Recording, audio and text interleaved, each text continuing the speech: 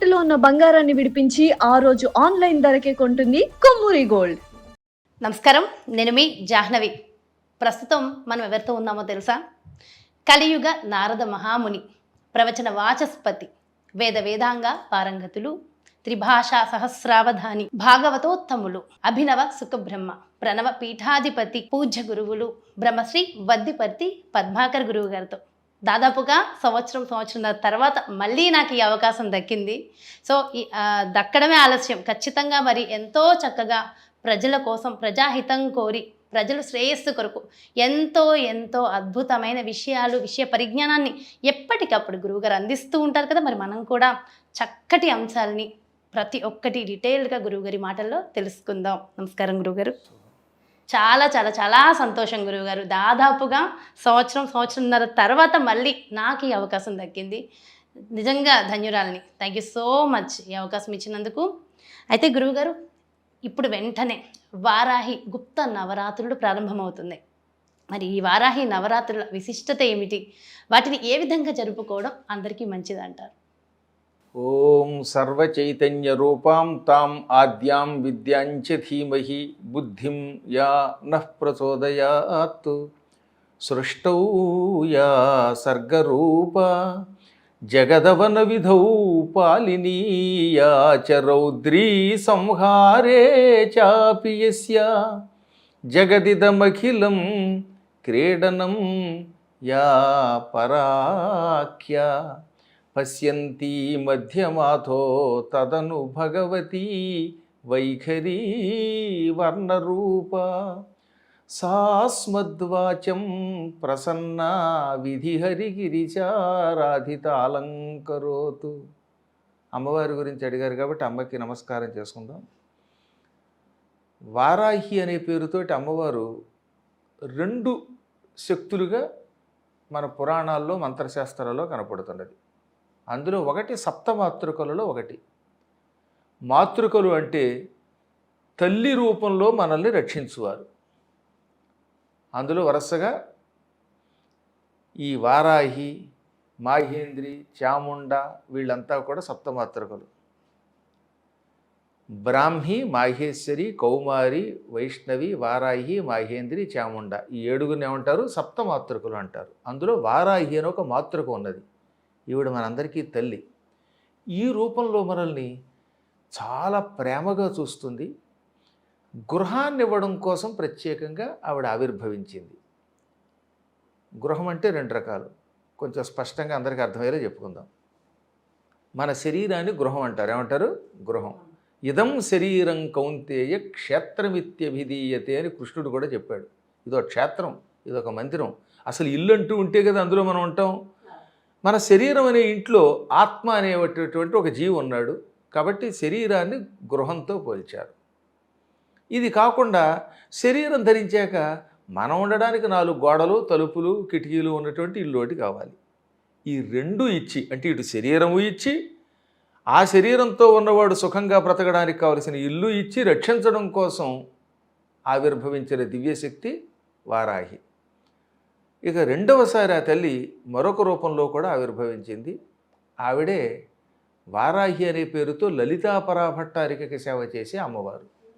లలితా సహస్రనామంలో కిరిచక్ర రథారూఢ దండనాథ పురస్కృత అని ఒక నామము, విశుక్ర ప్రాణహరణ వారాహి వీర్యనందిత అనే ఒక నామము, 2 నామాలు ఉన్నాయి కదా. ఇవి 2 ఏక సమాసనామాలే. అందులో వారాహి అనే పేరుతో ఒక అమ్మవారు ఉన్నది. లలితాదేవి భండాసురుడు అని పేరు కలిగిన ఒక వ్యక్తిని చంపడానికి వెళ్ళింది. భండు అని పేరు కలిగిన అసురుడు, రాక్షసుడు. రాక్షసుడిని చంపడానికి అమ్మవారికి సైనికులు చాలామంది ఉన్నారు. ఆ సైనికులకి నాయకత్వం వహించే వాళ్ళని సంస్కృతంలో స్త్రీనైతే నాయిక అనాలి, నాయకి అనకూడదు. తెలియక రంగనాయకి అని పాటలు పాడుకుంటున్నారు కానీ నాయకి కాదు, నాయిక. మగవాడైతే నాయకుడు, స్త్రీ అయితే నాయిక. ఆ నాయికని దండనాథ అని కూడా పిలుస్తారు. ఆవిడే ఈ వారాహి. తెల్లని వరాహ రూపంలో ఉంటుంది. మంచి కోరలు ఉంటాయి. గద, శంఖం, చక్రం కూడా ధరిస్తుంది. ఆ తల్లి ఒక గొప్ప రథం ఎక్కి రాక్షసుని సంహరించడానికి లలితాదేవికి సాయంగా వెళ్ళింది. ఆవిడ పేరే వారాహి. విసుక్రుడు అని పేరు కలిగిన భండాసురుడి యొక్క మంత్రిని చంపింది ఆవిడ. అలా చంపడం కోసం ఆవిర్భవించిన తల్లి ఎప్పుడు ఆవిర్భవించింది? ఆషాఢమాసంలో శుక్లపక్షంలో పాడ్యమి నాడు, అనగా పాడ్యమినే సంస్కృతంలో ప్రతిపత్తి అని కూడా పిలుస్తారు. ఆ ప్రతిపత్తి తిథి నాడు పుట్టింది. కాబట్టి ఎప్పుడైనా ఆషాఢమాసం మొదటి తిథి నాడు ఈ వారాహి దేవత ఆవిర్భావ దినము గనుక ఆ రోజు నుంచి వరుసగా 9 రోజులు ఆవిడని పూజించారు. ఆవిడ మన శరీరంలో 9 రంధ్రాలు ఉన్నాయి. ఆ 9 రంధ్రాల్లో నువ్వు కొలువై ఉండి మన శరీరాన్ని ఆరోగ్యంగా కూడా ఉంచుతుంది. ఏమేంటి ఆ 9 రంధ్రాలు?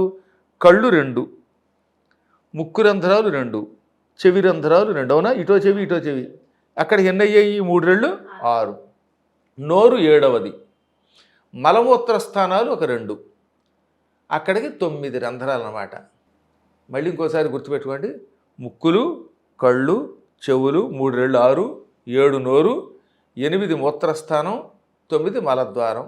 ఈ 9 రంధ్రాల్లో ఏదో ఒక రంధ్రం నుంచే ప్రాణం బయటికి పోతుంది. లోపలికి 9 రంధ్రాలు కూడా వస్తుంది, కానీ పోయేటప్పుడు ఒక్క రంధ్రం నుంచే ప్రాణం పోతుంది.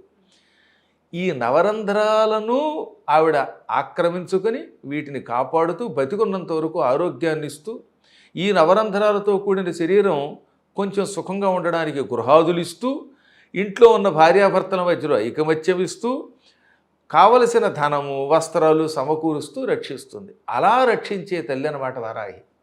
ఆవిడ్ని పూజించే విధానాన్ని మంత్రశాస్త్రాలు ఇచ్చే మనకి. త్రిపురతాపిని ఉపనిషత్తు, వారాహి దేవతకి సంబంధించినటువంటి మంత్రశాస్త్రం, లలితా సహస్రనామం, బ్రహ్మాండ పురాణం, దేవ్యోపనిషత్తు, అగస్త్యుడు రాసిన అగస్త్య సంహిత, వీటిల్లో ఈ వారాహి దేవతని ఎలా పూజించాలో చెప్పారు.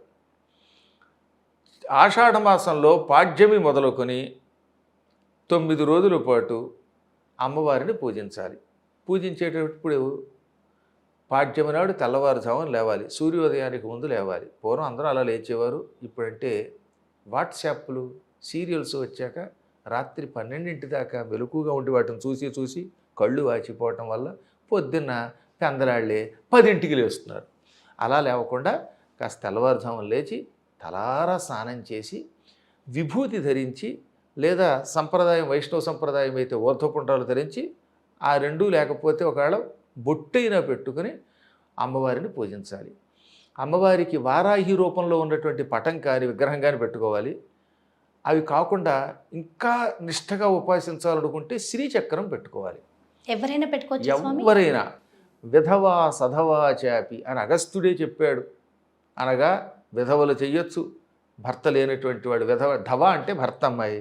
విధవ అంటే ఏమి తప్పుడు అర్థం కాదు. ధవ అంటే ఏమిటి అర్థం? భర్త.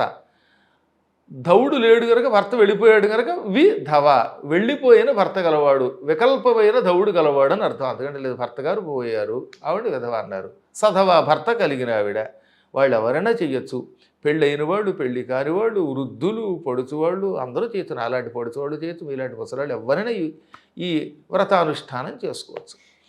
ఆ శ్రీచక్రానికి షోడశ ఉపచారాలు ఉన్నాయి కదా, వరుసగా ధ్యానం, సమర్పయామి, ఆవాహయామి, వీటిని చెయ్యండి. గంధం తప్పనిసరిగా ఇవ్వాలట. ఎందుకంటే వారాహి దేవత పాపాలు తొలగించి పుణ్యం ఇచ్చి తద్వారా సంపదలు ఇస్తుంది. పుణ్యం కావాలంటే గంధం ఇవ్వాలి. పుణ్యో గంధ. మంత్రశాస్త్రంలో కూడా గంధాత్ పుణ్యం అవాప్స్యసి త్వం, నీవు గంధాత్, గంధము వలన అంటే గంధము సమర్పించడం వలన పుణ్యమును అవాప్స్యసి పొందుతున్నావు అన్నారు. పుణ్యం రావడం కోసం గంధం అరగదీసి వెయ్యాలి, పొడి కాదు. ఏదో రకరకాల డబ్బాల్లో ఉన్న పొడులు తీసుకురావడం కాకుండా గంధం చెక్కతో కష్టపడి సాన మీద అరగదీసి ఆ గంధం సమర్పించాలి. ఆ తర్వాత 2 మంత్రములను అనుష్ఠానం చేయాలి. ఆ అనుష్ఠానం లోపల చేస్తాం కాబట్టి గుప్త నవరాత్రులను కూడా పిలిచారు. గుప్త నవరాత్రులు అంటే ఎవడికి తెలియకుండా రహస్యం కట్టి పెట్టారు, ఎవడో ఏం చేయకూడదని కాదు. అక్కడ మంత్ర అనుష్ఠానం గుప్తంగా ఉండాలి. అబ్బే, తంత్రం అంటే ఏమిటి? తంత్రం అంటే ఎందుకో చాలామంది